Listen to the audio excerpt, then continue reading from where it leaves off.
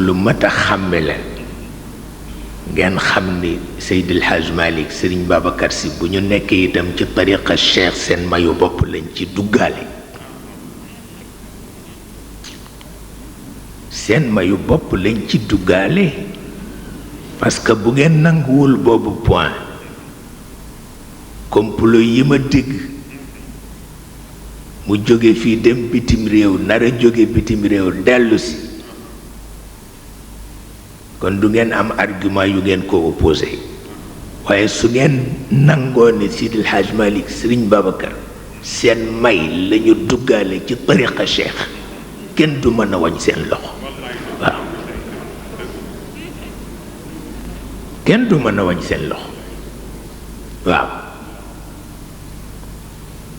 kenn du mën a wañ seen loxo waaye bu ngeen ko deful rekk jonge def musiba waaw bu ngeen ko deful jonge def musiba